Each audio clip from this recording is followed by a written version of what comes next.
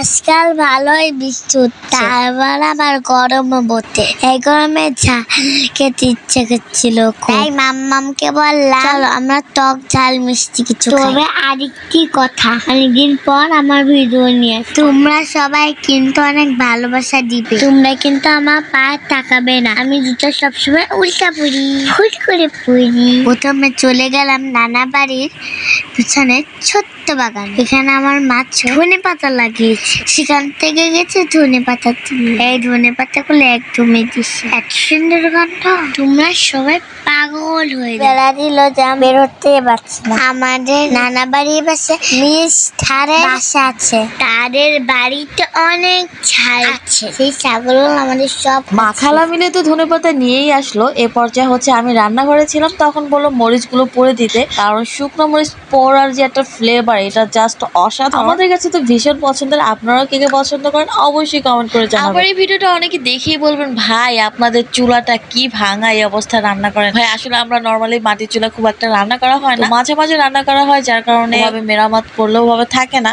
আর যেহেতু এই ভিডিওটা যখন আমরা মেক করেছিলাম তখন হচ্ছে পানি উঠেছিল, পানি উঠে রান্নাঘরের অবস্থা একদম বেহাল দশা হয়েছে। এখন আমাদের মা আমাদের জন্য টমেটো দিয়ে একটা মজার রেসিপি করবে, সেটাই আমরা সবাই মিলে দেখবো এবং খাবো। রেসিপিটা কতটা মজার হয়েছে সেটা জানতে হলে কিন্তু পুরো ভিডিওটা দেখতে হবে। প্রথমে মামাকে তন্তুগুলা ভালোভাবে ধুয়ে দিয়েছে, এখন আমি তন্তুগুলা সুন্দরভাবে কেটে নিচ্ছি। তবে তো কথা বললাম ধন্যবাদ কেটে নিচ্ছি, নিয়ে মাখা ঝাঁকা করে। আমার টমেটো কালার তো অনেক ভালো লাগতেছে, অনেক লাল, তার সঙ্গে টমেটো তো অনেক জুসি। তবে ভাইরে ভাই ও যেভাবে মাখা ঝাঁকা করতেছে তাতেই তো মনে হচ্ছে যে অনেক রস বের হয়ে গেছে, টমেটো থেকে অনেক জুসি হয়েছে। ভাই এখনই তো লোভ সামলানো দেয়। সত্যি বলতে ওর এই মাখা দেখে আমরা নিজেরা কেউ লোভ সামলাতে পারছি না। তারপর ওর রেসিপির পুরোটা শেষ করার জন্য অপেক্ষায় রইলাম। এইপরে আমি তেঁতুল দিই, এবার তেঁতুলগুলা দিয়ে সব টমেটোগুলা ভালো করে মেখে নিব।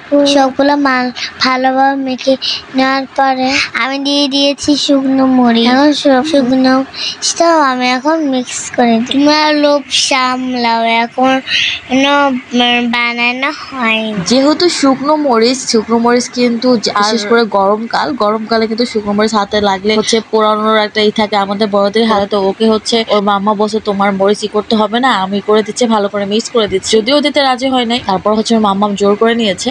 এরপর হচ্ছে বোম্বে মরিচ। ভাই বোম্বে মরিচের মানে জাস্ট কি বলবো, এগুলো দেখেই তো আমি আমার লোভ সামলাতে পারছি না। যাই হোক ওর মাম্মাম হচ্ছে ভালো করে মিক্স করে দিচ্ছিল। আর এই ভর্তাটা হচ্ছে টমেটোটা যত নরম করবে তত খেতে বেশি মজার হবে। ফাইনালি আমাদের এখন আমরা সবাই মিলে একসাথে বসে এই ঝাল আইটেমটা খাবো। আমাদের বাড়ির আশেপাশে অনেক লোক আছে, তাদেরকেও ডেকে নিয়েছি, সবাই একটু একটু করে টেস্ট করবে। লেগেছে আমাদের ভিডিওতে অবশ্যই কমেন্ট করে বলে। আজকে এখানে বিদায় নিচ্ছি। তবে আরেকটি কথা, আমাদের ভিডিও যদি ভালো লেগে থাকে তাহলে অবশ্যই একটা শেয়ার করে দেবেন। আবারও ধন্যবাদ জানিয়ে এখানে বিদায় নিচ্ছি। সবাই ভালো থাকবেন, সুস্থ থাকবেন, সবাইকে আল্লাহ হাফেজ।